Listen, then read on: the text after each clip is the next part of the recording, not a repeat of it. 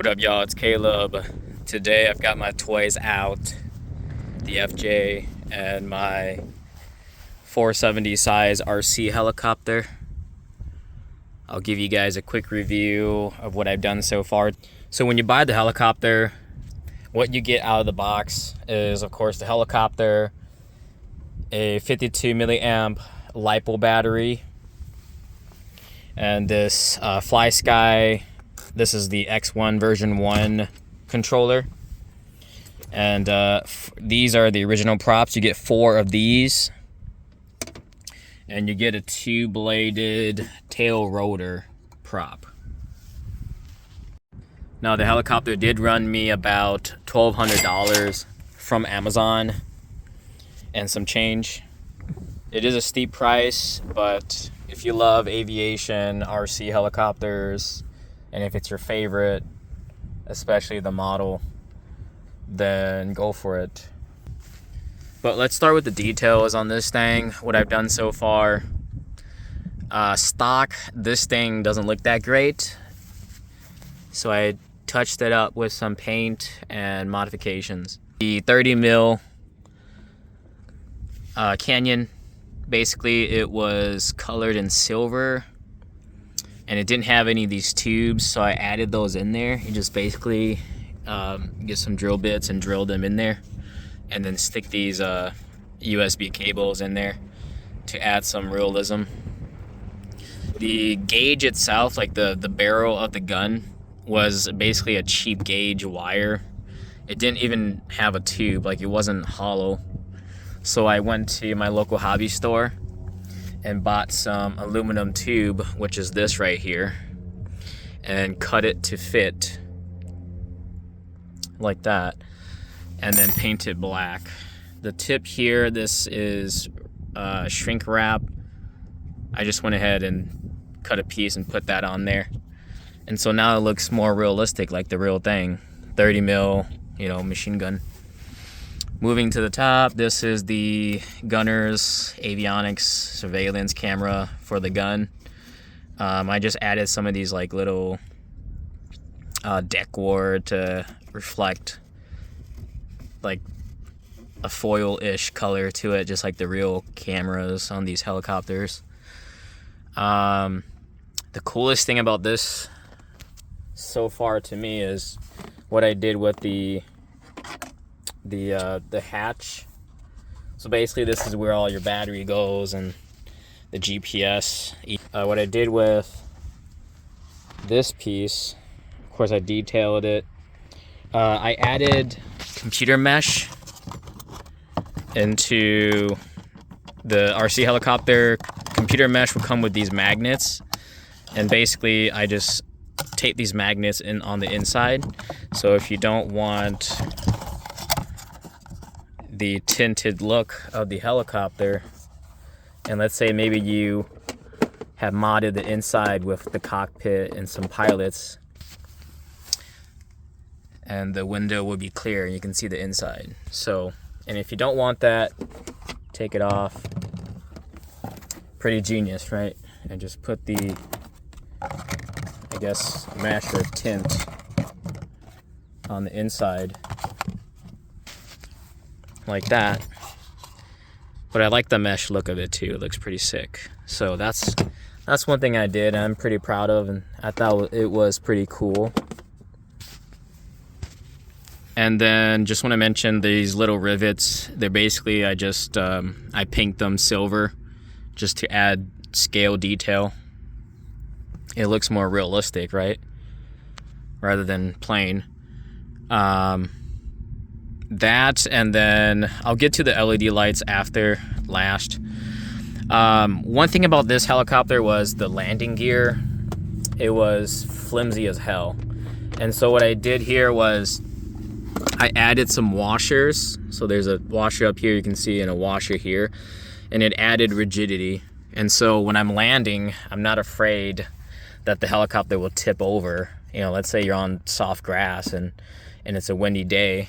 Of course, you don't want that landing gear to move around and shift and wobbly. So that helps the landing gear rigidity. It's the same on the other side. Painted the wheels black. These pylons were silver.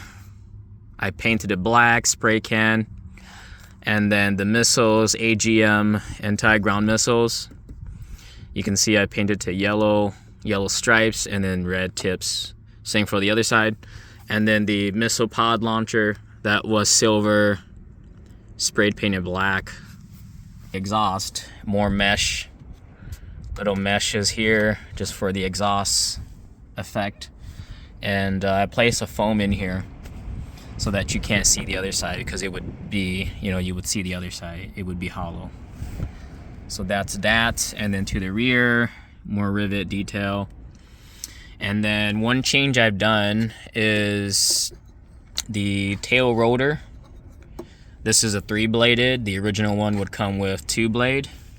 The reason why I switched over to 3-blade is because the more blades you have, more props you have, the less noisy it is, right? So the 2-blade are always noisy. The wheel landing gear on the rear, this is stock. I just painted the rims black. The main prop, these are not the original props. These props are aftermarket, and these are actually a little bit wider and longer than the original. So this is, the length of this is 380 millimeter. The original prop is 371. And let's compare the size. You can see that black one is a little bit shorter, and it's also, the white one's a little bit thicker too. So reason for that is because the longer the blade, the prop, obviously more efficient, more thrust.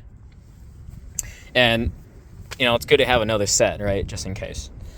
I'm in a nice open field. It is a bit mushy out here. It's springtime.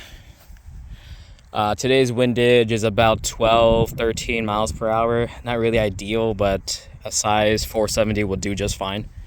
In GPS mode, first, plug in your battery. First and foremost, right? So you want to plug in your battery. I'll have to do this. I may have to put the phone down, actually. So I just plugged in the battery, and it's initializing right now. It's flashing red. It is actually waiting for the controller to connect. So basically, to turn on the controller, you would press these two buttons right here, left and right together. You want to flip all the switches up because it won't turn on, and it'll give you a message, flip all the switches up. And then now it is connected. All the switches are up. To connect to GPS mode, this green switch, flip it to the middle where it says GPS. And then look at your cockpit. Now you'll see this green light up. That means it is connected to, it's solid green, so it's connected to whatever satellite that's around right now. So that's, basically it's ready to go. And so I'm gonna close the hatch. So basically we're good from here, right? You'll see my lighting. This is the green lighting on the winglets. Red. Lights are on. Okay, so basically to fly right now at this point, as a recommendation to beginners, face the plane outward so that you have a good orientation of the helicopter. So I'm going to face it forward. Place both joysticks left and right. And then a good 5 seconds. And then flip run.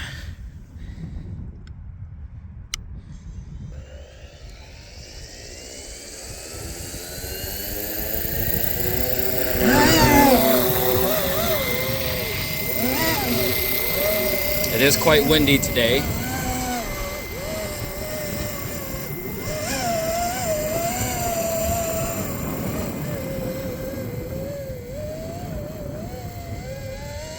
But it is a nice day.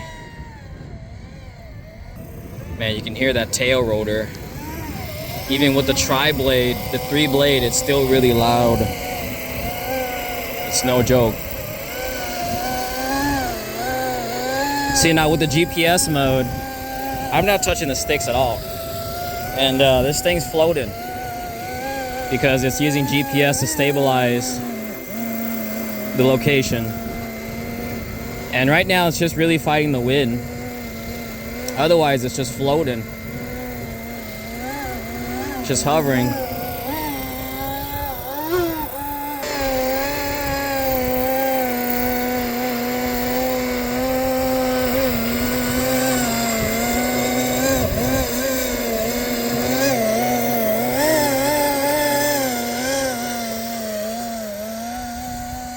Now let's do the return home feature, which is nice. I'm gonna flip this switch home and it's gonna try to return home.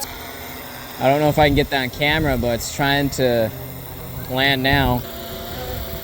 And if you flip the switch back on to GPS, you can start flying again, see?